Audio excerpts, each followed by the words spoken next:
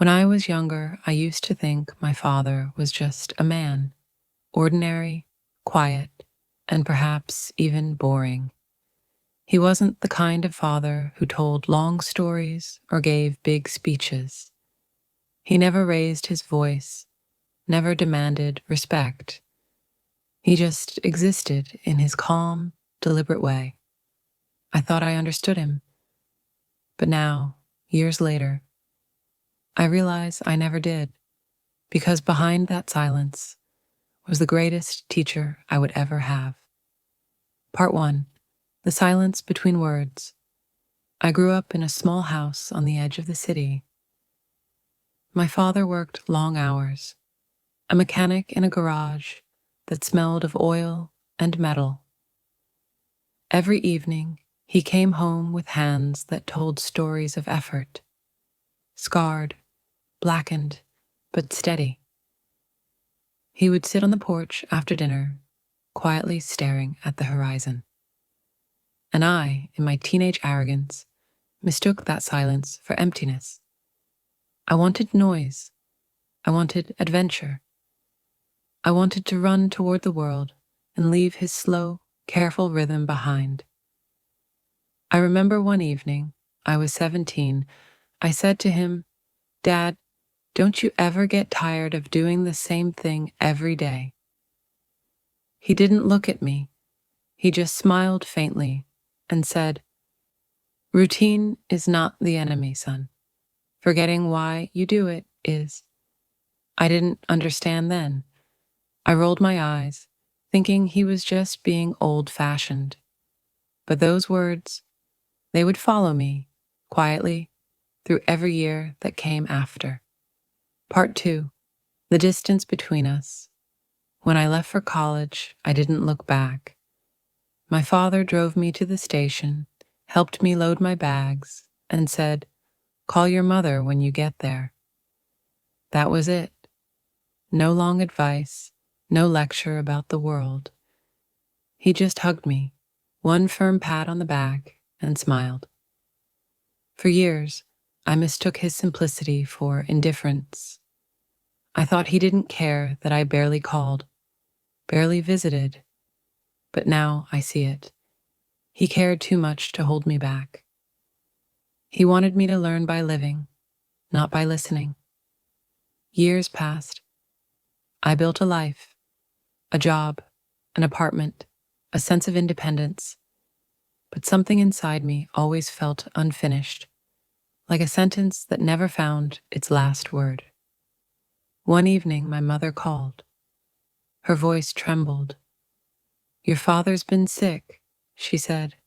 "He didn't want me to tell you, but it's time you came home." Part 3. The Return. When I walked into his room, he looked smaller somehow. The man who once lifted engines with his bare hands now struggled to lift a cup of water. But his eyes, those steady, patient eyes, they hadn't changed. He smiled when he saw me.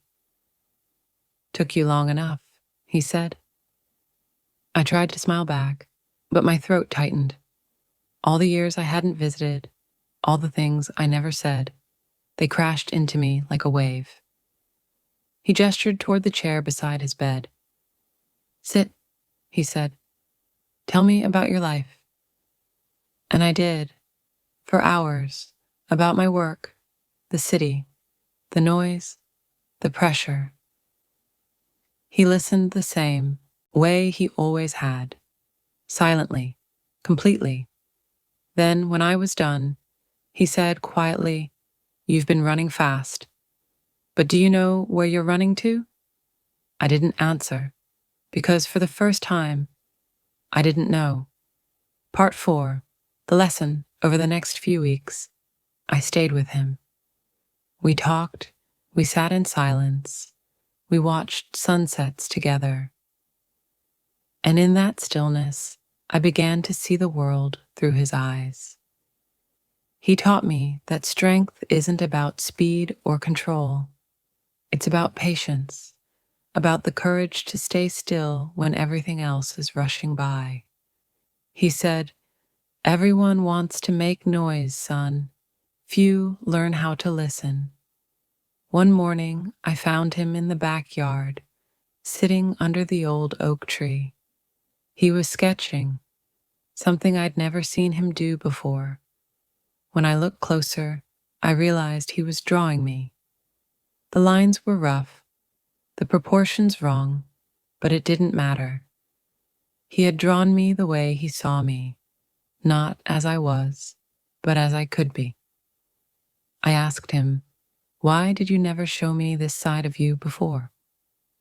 He smiled. "Because you weren't ready to see it. Some lessons take time." Part 5. The moment he let go. A few weeks later, his breathing grew weaker.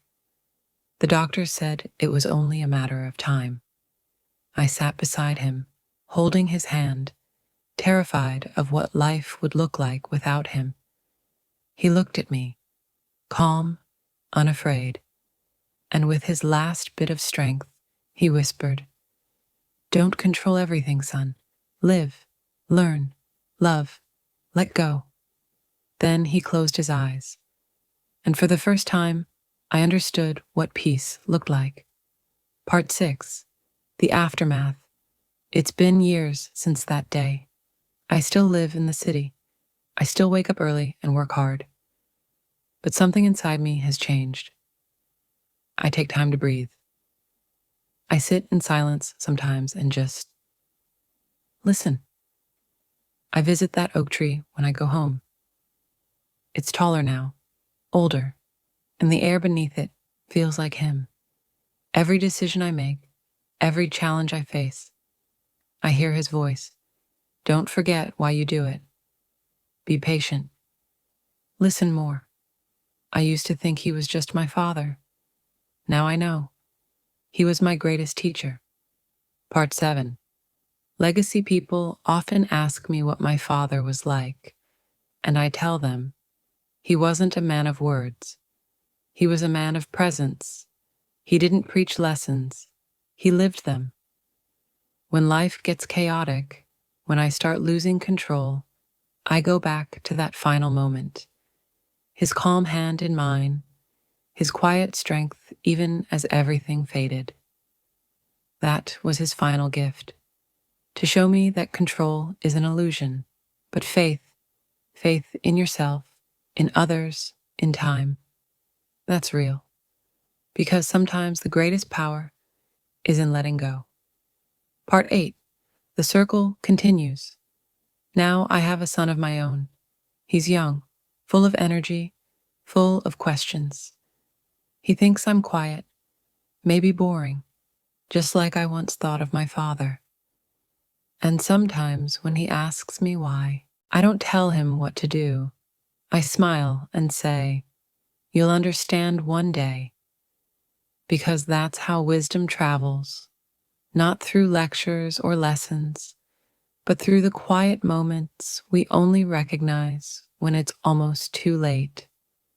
I see my father in myself now, in the way I pause before speaking, in the way I listen before I judge, in the way I love without needing to control.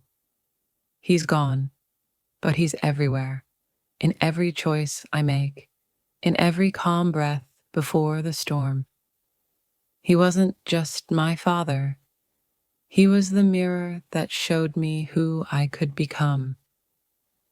And now, when I look in the mirror, I finally see him smiling back.